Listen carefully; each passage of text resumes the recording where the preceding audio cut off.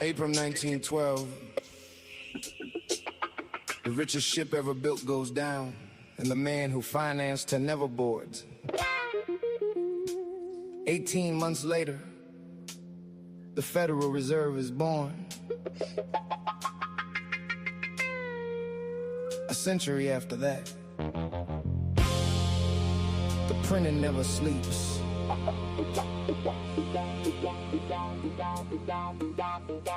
This is the story of the money.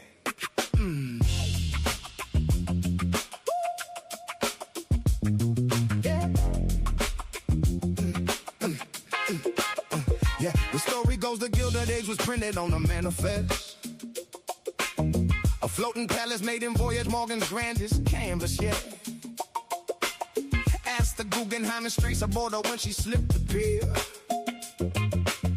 And legend swears that everyone opposed the plan they shipped that year. Now J.P. Baker's pardon at the dock, his health was ailing. So the old world's oldest fortunes met the water while the band was playing. But I only deal in ledger, so I'll read you what Sundial did. 20 months from icy water to the printer, go about it. 6 men, all them in that real car. First names on the curtains drawn. Aldrich, Warburg, Davis in the dynasties that put the dawn. A Rockefeller, Whittington, proximity, diplomacy. 9 days on Jekyll Island, wrote the arithmetic dynasty. They can print it, but they can't print that. No, they can't.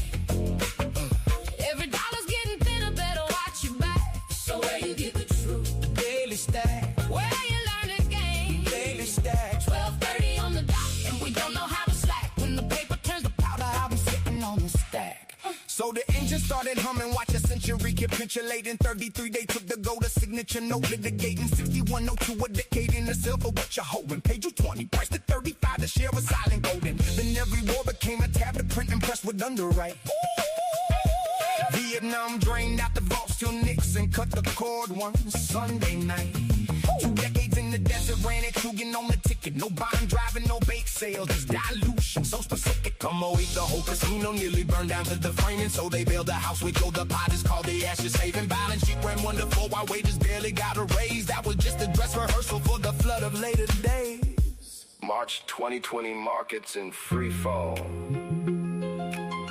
The Federal Reserve announces unlimited quantitative easing, unlimited. Within 2 years, roughly 40% of all dollars in... Welcome back to the Daily Stack. Today we have Andrew Tilmann, CEO of Midwest Bitcoin Summit. Unfortunately, Halston Valencia, my normal Thursday co-host, is out. Hope she's feeling better. Avi Mash is joining us, who you guys certainly recognize. Before we get into their intros, we're going to go into a little bit of the news, and we're going to say the big thing today for our space, and we talk about treasuries, is the new Bitcoin Security Consortium, BlackRock, Coinbase, Strategy, and others, 9 firms, also including Anchorage, Digital, Arc, Block, Blockstream, Fidelity, Galaxy, pledged over $15 million for over 3 years to fund Bitcoin security research and open source development, with an emphasis on preparing future for quantum computing. This has been a threat. There's been some FUD. It's obviously been a hot topic in the space. So it's great to see the biggest companies that have a vested interest taking it seriously in a very public manner. I think there's a lot of misinformation out there on exactly how much it is a risk. So curious to see what comes of it. The other news today as well, Kalshi CFO is leaving, so it's causing a lot of industry chatter. That's a rumor. But the CEO, I was on the post of that one because the CEO of DraftKings came out, but it's not confirmed by any news sources right now. So that one's pending. But it seems like, I don't know if he leaked it or it was leaked and he caught wind of it and didn't realize that it was not public yet. But that was the CEO of DraftKings who called that out. But that is, anytime you see a CFO leaving before an IPO, very interesting to say the least. So they've had a lot of issues. They were getting influencers, or at least Polymarket was, right, to fake winnings. I was like, is this game really that bad? I thought you're the casino. I thought you would win. You would win just because you have people coming in. I didn't think they would need and to. Kalshi seems, they've seemed like they've been, I guess, playing more by the book because they were allowed when poly market hasn't been allowed in the US, right? So intriguing to see the pending news here still. But that is somewhat breaking news. And then the 15 million thing, it's feels like a drop in the bucket with those conglomerates together. It feels like not so much money. Yeah. Andrew, what do you think? Are you worried about quantum with Bitcoin? Like, what's your take?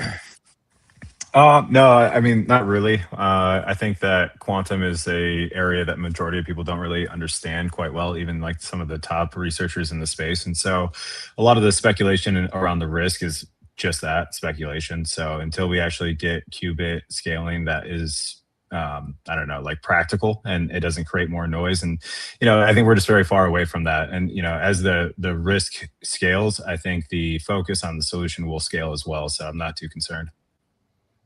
Yeah. One thing I think is fascinating is so we typically talk Bitcoin treasury companies on Thursdays is Vivek Ramaswamy, right? He running for governor of Ohio, correct? Yes, correct. And he was also the founder of Strive. So Strive Asset Management, ASST in the space. How much correlation do you see? How much brain power do you think he's spending on Strive? Like thinking about Bitcoin, that obviously brings in what you're doing with the grassroots Bitcoin movement, the constituency that's going to be located in Columbus, Ohio. What are your thoughts on Vivek? Yeah, I mean, I think we like to put a lot of trust in singular individuals, and there's a huge amount of like hero worship inside human culture all together. So I don't like to like put too much emphasis on one person versus another, but obviously he's pro Bitcoin. And I think that's bullish for the state of Ohio. I think the state of Ohio is extremely bullish on energy innovation and like, Bitcoin more broadly speaking. So yeah, I mean, I like him a lot. I wish the best. I hope he wins, to be honest with you. And I'm a big fan of Strive. We have Ben Workman as well as Vivek Roy coming to speak already. Working on getting them to participate a little bit further. But yeah, I'm bullish on Vivek, definitely. Before we jump into all the fun with Midwest Bitcoin, Clarity Act is starting to get, I'm following Senator Lummis, who's retweeting all of this. We just had Goldman Sachs CEO saying it's time to advance the crypto bill. Senator Tim Scott's pushing on it as well. And so like and I know that's not directly Bitcoin related. It's mostly around stable coins, but obviously giving clarity towards the broader industry of digital assets. My feeling was that it's not going to pass, but it seems to be picking up some momentum here. Before midterms, I don't know if it's the biggest item on their list to like focus on, but any, not insider info, but any conversations you've had, or what do you think will happen with the Clarity Act? Are you asking me? Because I have zero insider information. Yeah, I guess just your outsider information. I can give you a take too. Yeah, I don't have like substantial, I think, comments on this, to be honest with you. So I think it'll pass. Is it like super bullish for Bitcoin? Maybe to some extent, but that's like the furthest of my opinion on it. And one thing that was introduced to was it an ethics provision in the Clarity Act someone was talking about this week, and I can't pull up a tweet. It might take too long, but someone was saying, "Oh, like how convenient the Clarity Act might pass, but the ethics provision is coming in after the president makes 1.4 billion on meme coin and all." Of course. And like you said, Andrew, I think on the show, and I think it's really good for people to be vocal about in the Bitcoin community, is not having hero worship. There's not going to be white knight that comes in and launches strategic reserve. Like we should learn a lesson from that's not your savior, right? You should not trust that. You should verify that it actually goes into place. And it's been disappointing to see them the White House, like I think last week, tweet about a meme coin. You're like, dude, like, did you not just you not see what happened the first time? Like, you fleeced three people. This is going to be really bad when Democrats get in power at some point. I don't know if it's this midterms, but at some point they come back, and it looks really bad for Bitcoin. Even though Bitcoin is not an altcoin, the average retail consumer sometimes has a lot really hard time differentiating. Yeah, the bill. I just to jump in real quick. So a few things. One, Corey from Swan, who we just had on last week, called out that they used AI to write this. They left in everything. He called out the specific sections, but The biggest section here is the ban sunsets. I'll zoom in so you guys can see it. January 20th, 2029. And I've been speaking Trump's praises oftentimes, but I'll speak on this too. That negative is like, okay, what is that date? That's the date he comes out of office. So there's some definitely sketchy things. I don't think this is the, applause that we wanted here. He tried to make himself look good and say, hey, but like to your point, Jody, this is after they've already made their money. It doesn't include, I got to find the section, but it's only government and their spouses. So their kids can do it as well. And so won't speak on that since we've had Eric on the podcast and a friend of the pod here, but he's allowed to still do stuff if he wants, basically, up this ethic. So interesting to say the least. Indeed. But yeah, so I was telling you, I went to Indiana from Minnesota, lived in Chicago. I'm a Midwesterner at heart, and I'm excited to come to this. But let's touch on what is the Midwest? Why do you think that the Midwest needed their own Bitcoin conference? There's conferences throughout the world. I love it because, again, as a Midwesterner, it's kind of putting us on the map. But what was the impetus for this? Like, how did you get started? Would love to hear a little bit more.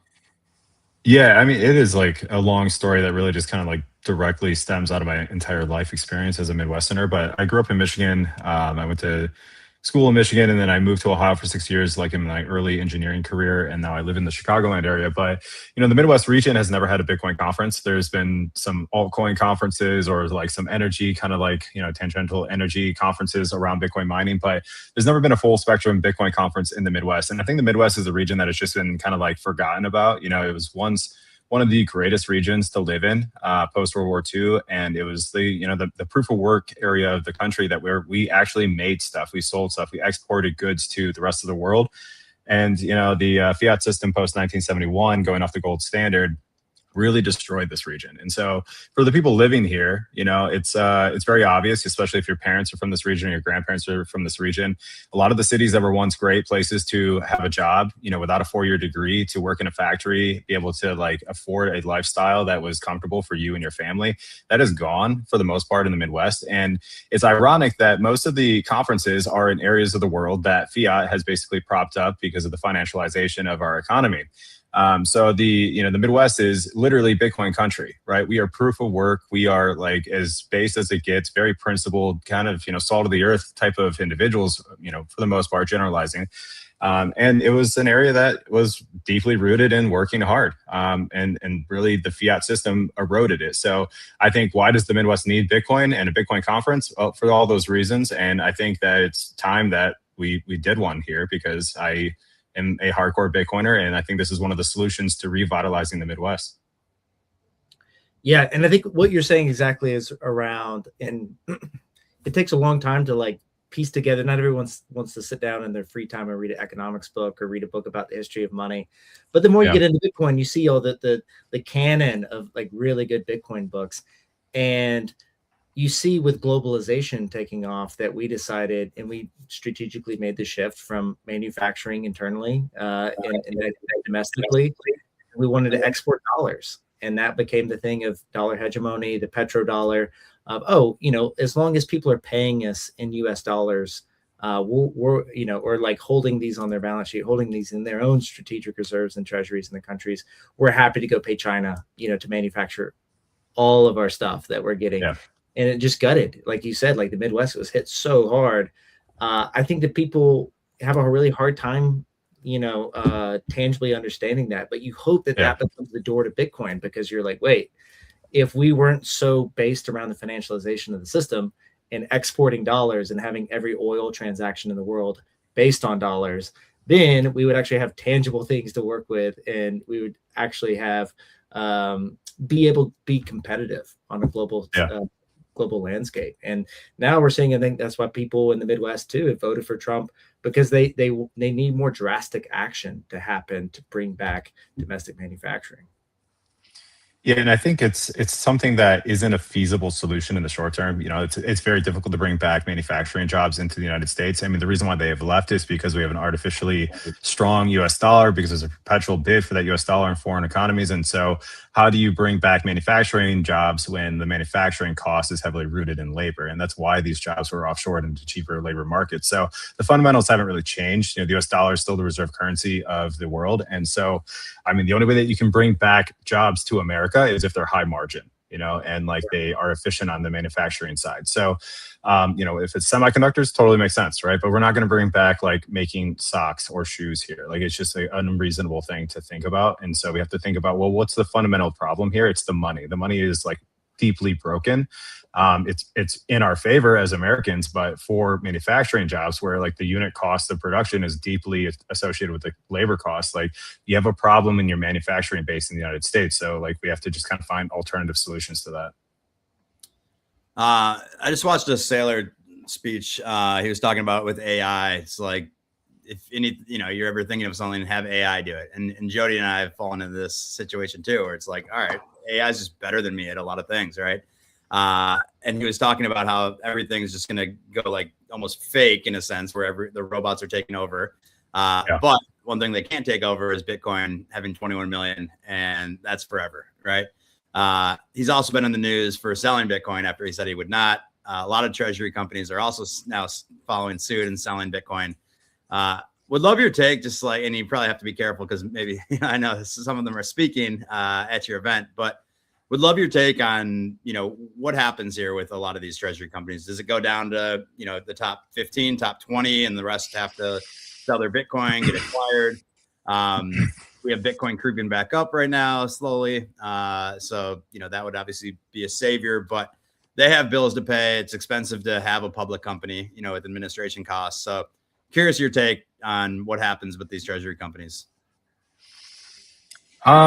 Yeah, I mean, it's hard to say, to be honest with you. I think it's a winner take most type of scenario, to be honest with you, where like the economy of scale does mean something. But at the end of the day, like the only reason why these treasury companies can even like be played out as they are is because it's an arbitrage on the fiat system. And so you're basically arbitraging two different currencies, and long term they can't work. If you like extrapolate all the way out to like a hyper Bitcoinized economy, you can't provide yield on Bitcoin, right? And so like the yield element of any kind of investment is just deeply rooted in the fact that we can expand, the currency, and like the credit markets are based on that as well. So, the short-term fiat world type of games you can play. I think those that can engineer and manage the treasury model the most effective way possible will win. But, inevitably, you probably will have to sell Bitcoin at some point. So it's kind of this like nice narrative for the Bitcoin maxis to hold on to and dream about. But I mean, how do you service like the perpetual dividend payouts unless you sell the Bitcoin in like, deep profits, ideally, right? Yeah, I think it's super interesting. You guys have Ben Workman coming on. He's been on the show. They've gone debt free, right? And I think there's with the perpetual preferreds, you don't have to pay those back. And so it seems like the market is saying, we spoke about this yesterday with Grain and Salt, Mike Flom, is that the market is rewarding SATA over Stretch in that regard, because they feel like, Strive just has a more cleaner balance sheet. They don't have debt. We're less worried about them being able to pay. And they're also smaller fish, right? Like there's, Halston had a good video yesterday around, different hedge funds. Stretch is at the size where they can short it, they can play around with it, they can, get the yield, they can do a basis trade. They can do a lot of different, things with that like 11.5%, 12% yield that SATA is just too small, right? There's not the games being played. Average retail investor doesn't know about like the mechanics of it. The average even experienced investor doesn't always know the mechanics of like algorithmic trading and trading in hedge funds. So it does introduce this whole complexity to it that you really have to educate all Bitcoiners of like, look, like be wary if you want to play this game, right? There is, a lot of risk involved. Most people, it's easier just to hold the asset. Don't get fancy. Yeah. And I think, these perpetual preferred type of offerings like these really, in my mind, these should only really be attracting the demographic of investors that are looking for fixed income. Like this is like the market it's really approaching and trying to like disrupt.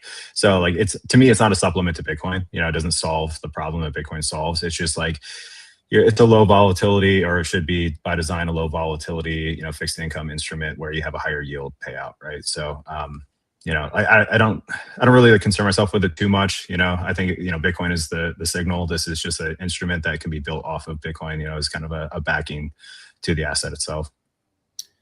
How concerned are you with price? I often talk with my friends, and I'm the same. I kind of like when it goes down because I can get cheaper Bitcoin. In general, like, the AI trade has taken a lot of the attention in this attention economy we often talk about.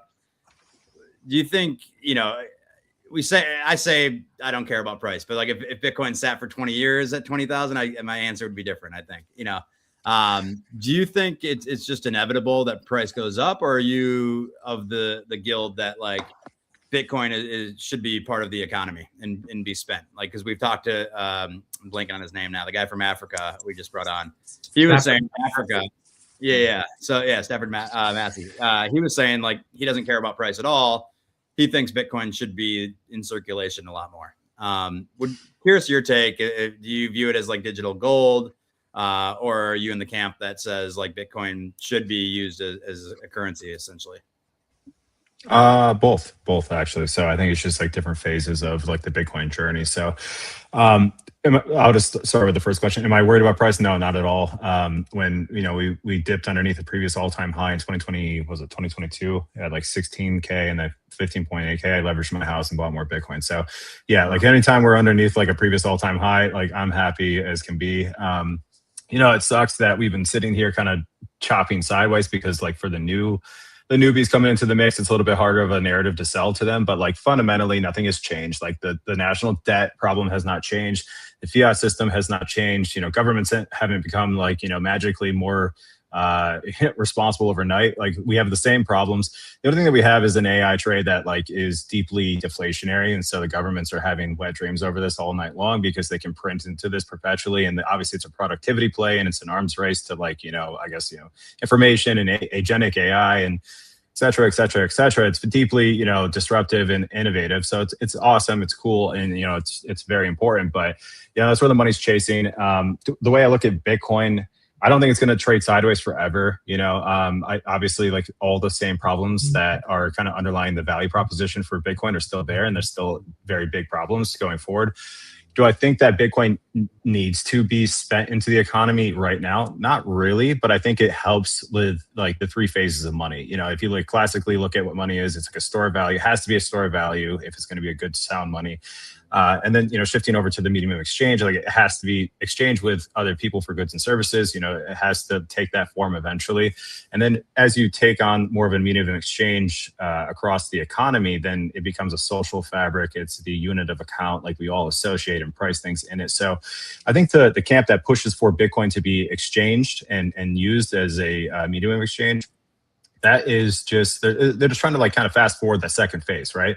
But more than anything, we need to have the camp of like store of value, which it has been for a long time, maintained. And like the volatility makes it difficult for people to justify trading the Bitcoin one way or another, right? Because why would I trade it if it's going to go up 10x? Why would I sell it right now because it's down 50%? Like it's a mental, gymnastics that you have to play. So it just takes time, and I don't know how long it really takes, but I think it's just we're in this phase of still acquiring this medium or rather the store of value element where we need to hit like a certain threshold, 10-15 trillion dollar market cap before people really want to start trading with it, especially globally.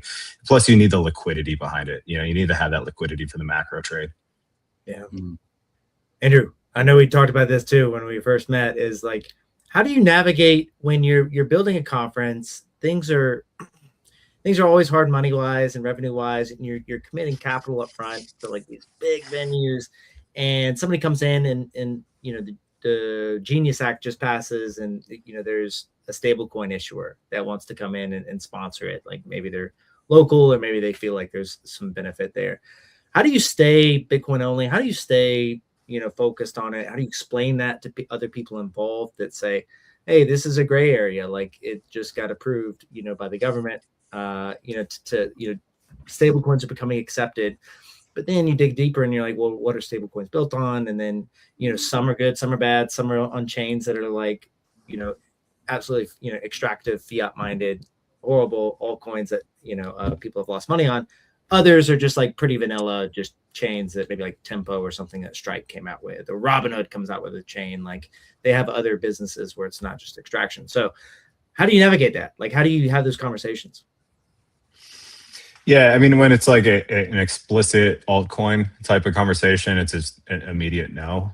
So it's just like there's not really much of this navigation. It's just like, hey, sorry, we can't work with you. You're like free to attend and like come. I'm not gonna like not let you in. But when it comes to sponsorships and exhibiting, we just have a hard line in the sand that we don't allow explicit altcoin companies, and I'm being politically correct when I say that, but when it comes to like the companies that operate within the crypto space, they provide services to Bitcoiners and cryptocurrency companies or individuals in that space. Like it's a little bit more gray, right? If you're a legal firm that specializes in crypto, like am I going to not let you in? Like no, of course not. Like the services that extend beyond just Bitcoin, like we're okay with them, but the one thing that we always explicitly define to them is this is a Bitcoin only conference. So, if you want to get up on stage and talk about your services, your experience, your specific knowledge, that type of thing, it is completely prohibited to be shilling or talking about other cryptos up there. Like we just have a zero tolerance policy on that. So, I mean, that's kind of like where we stand. I'm a big believer in free markets, free speech and everything like that. The only thing that we limit on the free speech side is we're just not talking about shitcoins. Yeah. Am I allowed to swear on this? I'm sorry. What? No, we're the same. I mean, okay. All right, good deal. We used to, we've had a few podcasts now, and one was Block Fuel, and we'd have everyone on. Then we'd look around the room and at these conferences, and we're like, half of them are going to be gone, and that is the stat now. Is like over half of these companies are gone in terms of like layer twos and whatnot. And so, wanted to come to the. I was going to say real quick. It's also like the average person, like you mentioned, law firm, right? And I think this is for people outside of my space, my friends from Atlanta. If they're not into Bitcoin, they might look at it like, oh, crypto is crypto. And I think the majority of people outside of, the space, that's what they know. So telling a 65-year-old partner at a law firm that you can only do Bitcoin, but not all these cryptos, it does take time. And they're not they're providing the normal like legal services. They're not trying to extract there. So it is a gray area. And I think, a lot of stablecoin providers just want to be the next Visa, and Visa isn't necessarily a bad company, but it's also very Web2 fiat minded. We're going to extract on every single transaction, and we're trying to get away from that. Right. So I think some of that stuff takes time, where it's not like a fully malicious meme token that's just extractive and you're making $1 billion as the most powerful in the world. Like there are levels to this of like what people are trying to do. And I think there's enough demand for people that like do know that, oh, let's get away from these like centralized entities that can print money. That's the point of what we're doing here. Yeah, exactly. And I think just the natural market kind of dynamics will flush out a lot of the bad actors. There's not a lot of like money chasing altcoins anymore, and most of that money's chasing probably AI at this point, and it's just kind of a natural cleansing, healing process. Eventually the dumb money eventually runs out.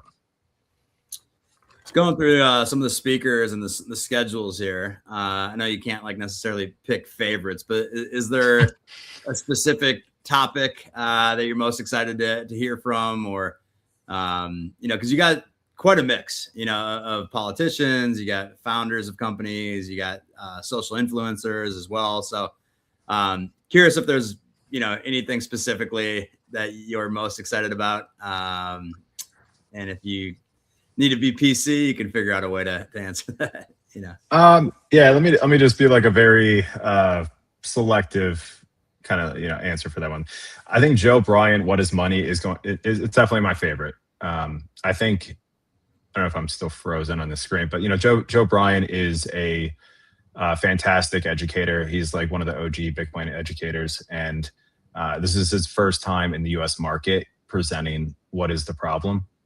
So it's kind of like, a little historical moment for himself and for us at the Midwest Bitcoin Summit. But yeah, I mean, I'm very focused a lot on the educational side, energy, mining, heat reuse, and obviously, of course, like the the financial ends of the programming. Yeah, actually, in May when we were at the Smarter Web event, I got beers with Joe Bryan. I had a great chat with him. It was a lot of fun. He did a really good presentation there as well. Very, I thought very like, people get in that mode where they like suddenly step on stage and they're not like soft spoken, friendly. I mean, they're friendly, but like he was just very like laser focused in on like, this is like the compelling piece I want to get through to the audience. So you really appreciate when people come in and like put the game face on when they present. Yeah, definitely. And we have a stacked lineup of speakers. Like we just crossed over 120 speakers. So whether you're like coming for the educational side of things or, the business, business professional side, or maybe even the policy side, we have a pretty good lineup for all things Bitcoin. It's a pretty full spectrum. Yeah. After parties, that's what I'm always interested in networking. Are you guys doing some social events afterwards or side events, or what does that look like? Yeah, so we have a large after party, the official after party for MBS. It's at the Columbus Science and Industry Museum, and that's going to be a. Whoa, we didn't get invited. That was us kicking us out. His way of saying you guys can't come. Yeah, he was frozen, so I wonder if it just like completely cut out on him there.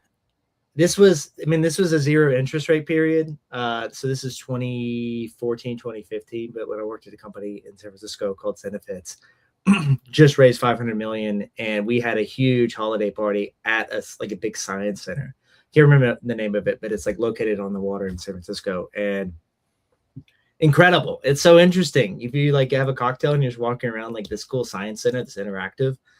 Love the venue choice of anything. I never even been to Columbus, Ohio, so all of it will be new to me. But I do like it. Is cool to have other stuff around you, just being just at a big pub. All right, he's back. Oh, yeah. I guess. No, you're good. You were frozen, so now we get to see you again. Yeah, I'm back. Sorry, my computer. We took that as we're not invited to the after party. No. Yeah, where did I cut off at? You were talking about for the after party. Yeah. So we have our main after party is called Catalyst, but it's at the Columbus Science and Industry Museum. So we did the entire venue booked out as well as the backside. It's a joint venture with our partnered conference OCHBS, which is the Ohio Cannabis Health and Business Summit. My partner Lenny Berry actually owns that conference, and it's the third largest cannabis conference. So this will be very unique, where we have a massive after party for the Bitcoiners, but it's also being shared with a lot of the cannabis attendees and mostly just like the cannabis professionals. So kind of like one of the main themes for the Midwest Bitcoin Summit this year is that we are running both Midwest Bitcoin Summit and the cannabis conference in the same venue, same days, same times, but separate areas. And so we really want to orange pill the entire cannabis industry. And so, having the third largest cannabis conference as a partner, because my business partner Lenny Berry owns it makes it a great opportunity. So that's very unique. The main after party is going to be pretty fun. We have live DJs. We got Mr. Mix coming out. We got DJ Madlings coming out from Miami. He's a ESPN correspondent. But we have funny thing. We have McLovin coming out. So it's going to be kind of fun. Amazing. Yeah, we should make a game out of it. Whoever can orange pill McLovin first, I don't know. We'll like donate 100,000 sats or something like that. But need Bone Thugs and Harmony or something to pop in there. Well, yeah, we could actually. Lenny's good friends with them. So Lenny comes from the music industry, and we have pretty good connections there. But beyond that, we have a VIP night after party, which you guys will be invited to as our media partner. And this will be at Parlay Sporting Club, which is right across the venue from the Greater Columbus Convention Center. So a little bit of a private invite only, for our VIP guests and our sponsors and exhibitors.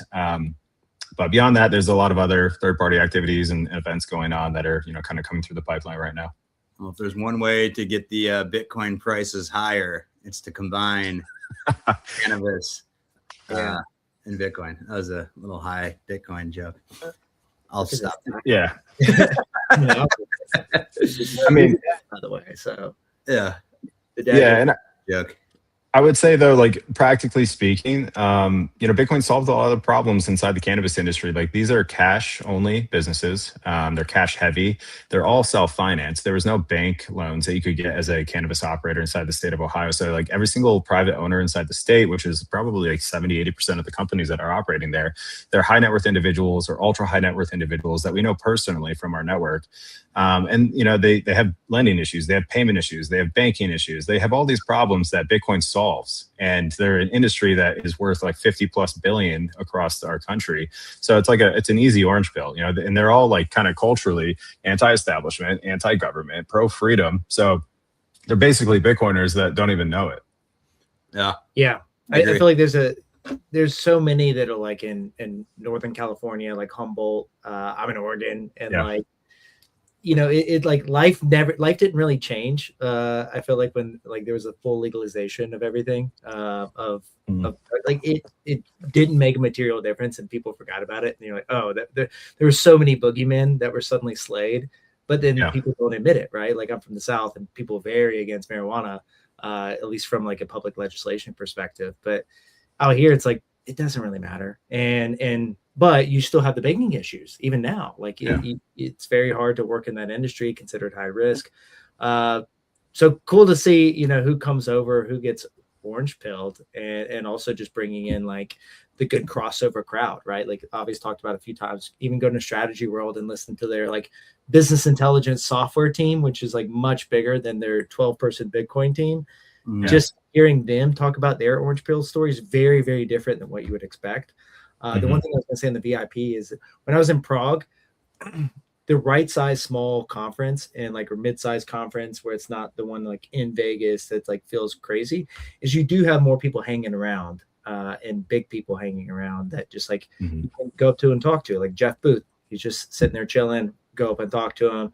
Super friendly, talk about AI a little bit and crossover, because we do like AI Bitcoin crossover on a Wednesday show.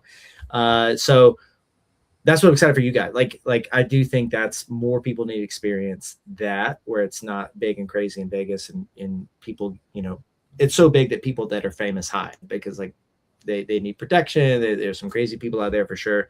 I think you're going to be able to connect with more people, especially if you get like a VIP ticket. Good chance you can go talk to some of these speakers that are on that list. Yeah, definitely. And this is that same perspective. I've been thinking about that quite a bit, because this is our first conference. It's going to be in the middle of a bear market, so we're going to be forged a little bit in fire out of this one. But you're gonna have the higher signal individuals showing up, people that truly have conviction, that have been here for a long time, and so like generally that correlates with some of the most like knowledgeable people, right? And some of the like most important people you're going to find at conferences. But as we grow, and this will grow quite substantially for a lot of different reasons, I want to maintain that medium size, not go all out. Like we never want to have this like chaotic, just like you lose the signal type of environment. So I think, I don't know how we really want to do this. You can expand the footprint, but that doesn't really solve the problem. So I think what we will probably end up doing is just capping tickets, which is like a nice balance, right? Where we will never exceed, whether it's 7,000 or 8,000 total attendees, and like if it's for VIP tickets, we'll never exceed like 500 VIP tickets. That way, like the experience you're looking for never gets diminished by like the dilution of more attendees, especially the wrong type of attendees, which like happens often inside the bull markets, where you're just running into shitcoiners and it's just like a crazy, it's not the right person, disappear. And I'd agree. I mean, even Vegas this year was smaller than the year before. And I enjoyed it more, because you're not going to talk to 50,000 people anyways, right? And I think when it is a smaller, tighter knit community in the bear markets, those are the people that are actual Bitcoiners, and not the tourists that are coming because they just made 20% a month, So I'm super excited as a Midwesterner at heart. I'm happy that you're building this, and can't wait to attend. Yeah, thanks, man. And I would agree. Vegas last year was just, it was amazing. Don't get me wrong, because it was my first time going to a large scale Bitcoin conference. But I couldn't remember who I even talked to. Like I have like a black kind of memory bank from Vegas last year. There were so many people, and it just like, it was crazy. It was an experience to like really have. But this year when I went to Vegas, it was like I had the opportunity to actually sit down and talk to people, and it was not such a chaotic mess of like just, feeling like a sardine in a can, So I think that's the sweet spot. You don't want to get too large at the end of the day. And tickets are still available. All right. So if you go to the Midwest, just drop in the comments. So comments below this stream. Also use code Daily Stack for 21% off. Snag them out. Also look at the after party because that is exciting.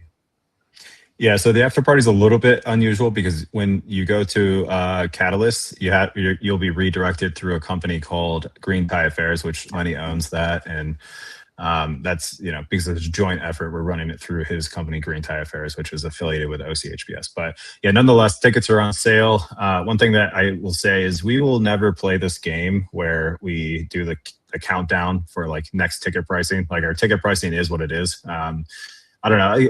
We kind of built this conference around my dissatisfaction for, as an attendee of other conferences where I'm just like, why are they doing this shit? It just doesn't make sense to me. It's irritating.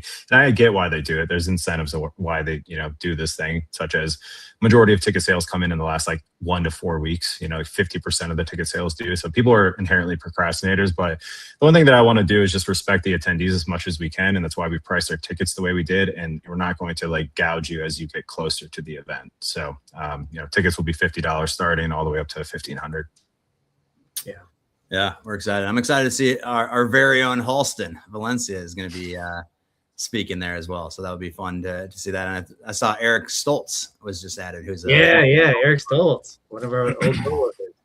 Any other big guests that are coming that you're going to share here at the very end, or I guess you're talking to that potentially could come. I don't want to ruin the surprise, but.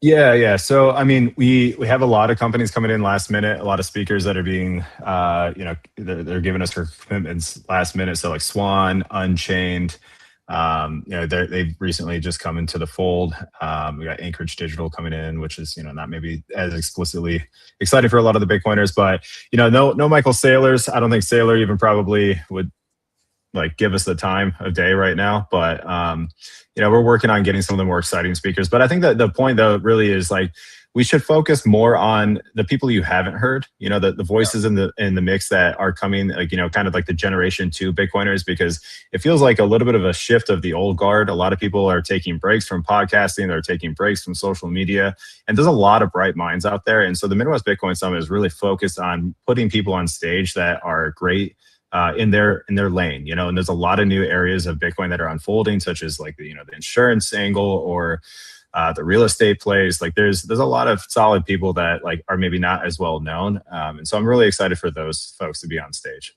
Yeah. I love it. Andrew, Jody, did you have one more thing to say? Yeah. Well, I was gonna say one thing I want to pull up real quick. I'll take mine down here. Do you think the bottom's in? So for our sponsor predicts, it's a Bitcoin Lightning based. So everything's in Bitcoin, prediction market, try to replace Kalshi, who might be having problems or maybe not having problems based on obvious knowledge. Do you think the bottom's in? And do you think this is also like, I think in September, we might be looking at, a little bit of optimism, less of the doldrums. Yeah, I would say the bottom's in.